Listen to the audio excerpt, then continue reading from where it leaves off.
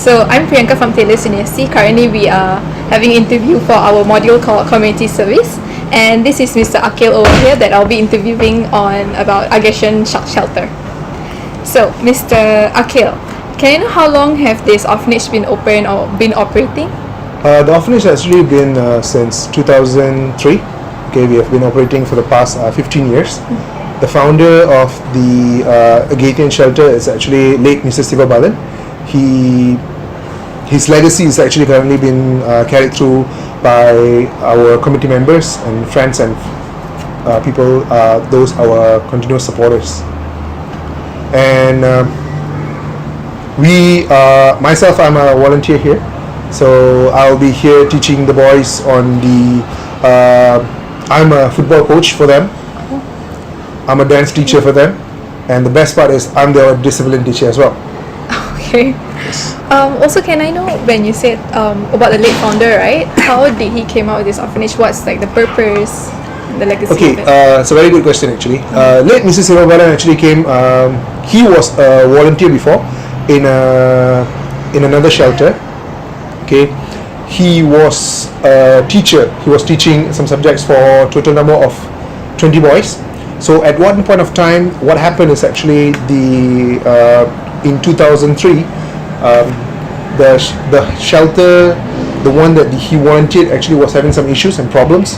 So whereby these 8 boys, they don't have anywhere to go.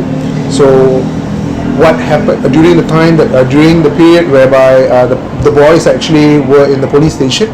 So they came back and they gave only one number, which is late Mr. Siva Balan's number.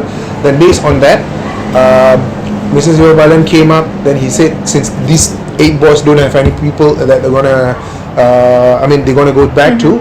So he started on his own with the kids, sheltering them in his own house. Oh, I see. So he started from there in 2003. Oh, okay. So are the boys still here, or? They are the first batch, which one of the boys actually are currently working in Singapore. Oh, okay. He's a That's sous great. chef in one of the restaurants. That's great. That's great.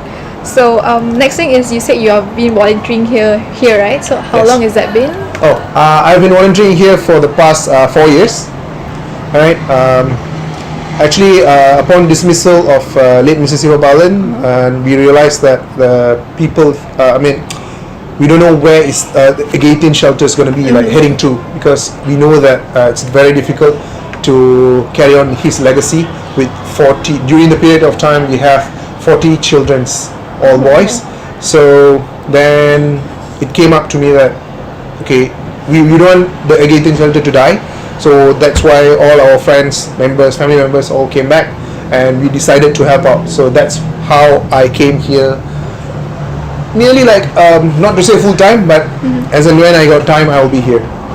All right. So when I was emailing with Miss Ishore, she told that they have like some activities going on, like in the house activity. Can I know more about what kind of activities that the boys are involved in? Okay, we have whole bunch of activities for the boys. The boys here is actually, we are not focusing only on education. We want to polish them, and we want to emphasize on their whatever extracurricular curriculum activities, curricular activities, of course. So we do have, as you can see, we have some dance practice. We have drum. We do have keyboardists, guitarists. Boys will always be boys. So football and futsal is always a must.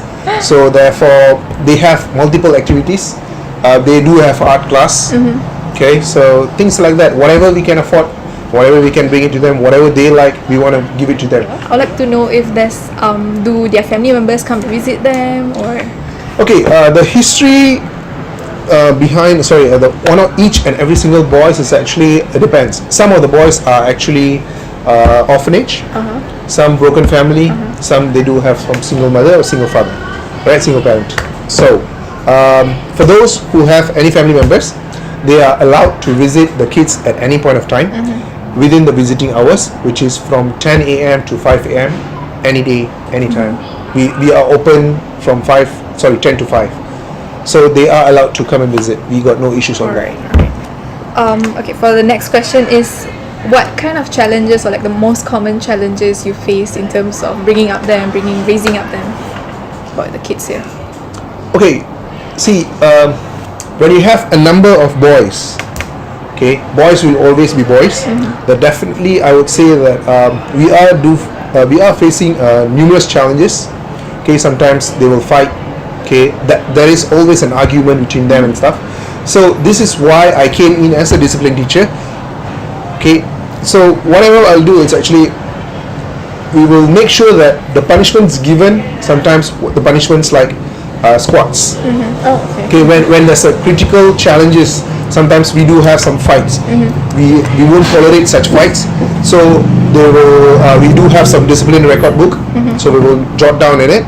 Then if let's say it's actually quite critical, so what will happen is actually we'll call up the boys, and then they will be given the first period of first will be a warning. Second would be they will go on squats for 10 times. Okay, and then they have to write essay, some sort of like that. So I won't do it again and all those things. Oh, okay. So after that, they will get tired. Man, of course, the privilege of going out, probably I won't let them to play football or futsal or something like that. So it's always there. So therefore, challenges on the discipline issue, I'm handling it. It's not an issue.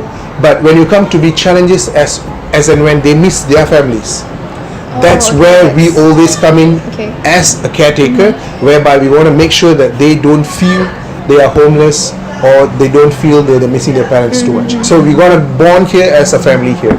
So everybody here is actually like brothers. Okay, that's why brothers always fights. So they do have some arguments in between them. So end of the day, it's always never give up on yourself or your shelter relations. This is how we are called. Even the caretakers, they are calling as an appa. It's like father. Oh, okay. And then there's another caretaker. They are calling as a mother. So it's actually mother and father. So they do have this kind of relationship rather than just uncle and auntie. True. No. So we don't call by Mister. But we do call by a relation with them. Right. So for the last question, I'd like to know if these boys are currently they are up to 17 years old, right? Yes. So are they born to be here after 17 years old, or like how is that going to be? Because 17 years old they have to go to college and. Okay.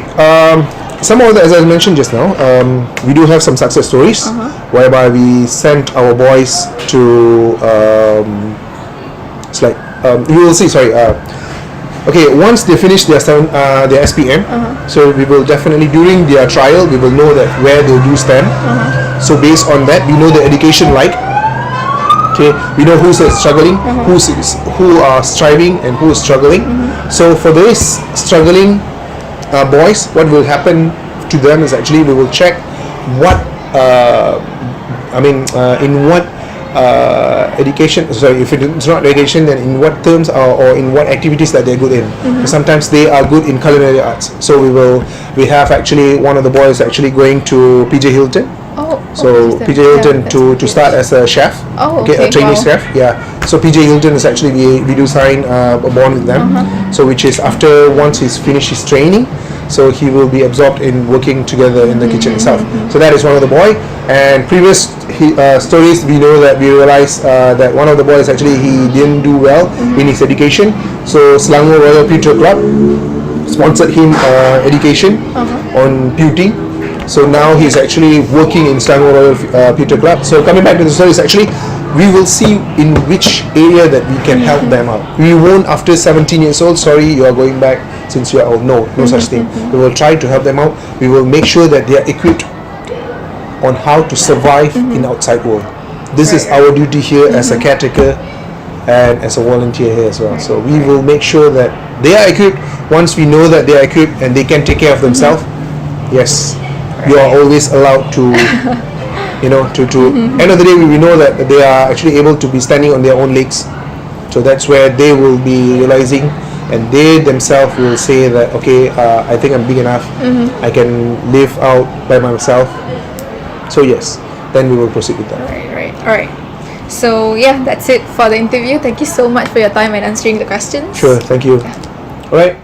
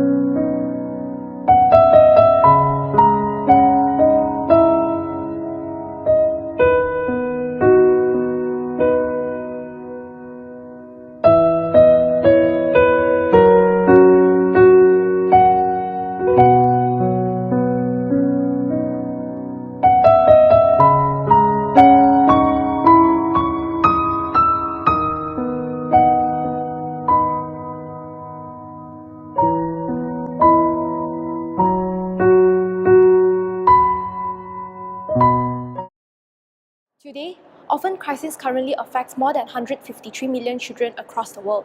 The number is staggering, leading many to wonder how and why this has happened. Before that, do you know what an orphan means? Most people hear of the word orphan, they think of children who has no parents. However, UNICEF and global partners define an orphan as a child who has lost one or both parents. One of the terrible causes of the global orphan crisis will be due to HIV or AIDS. Worldwide, there are an estimated 17.8 million children under the age of 18 who will have been orphaned by losing one or both parents to HIV or AIDS. As AIDS began resulting in the deaths of millions of parents around the world, an increasing number of children were left without one or more parents.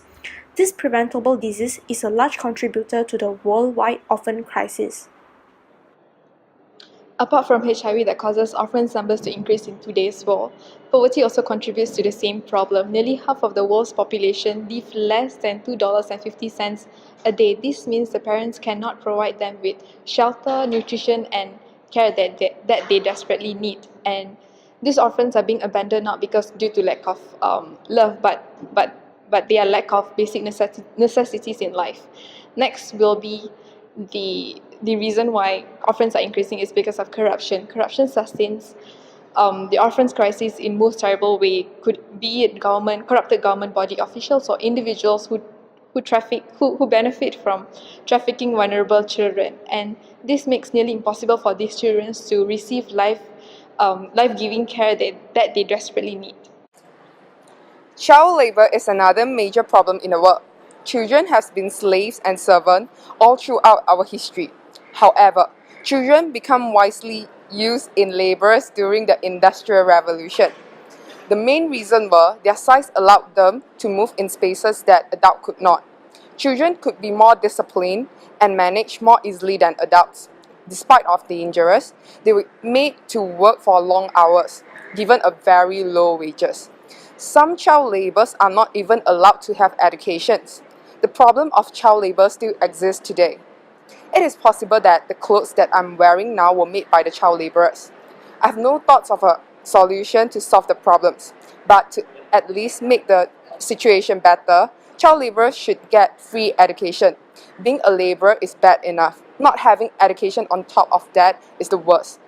They need to learn new things other than laboring for a better life.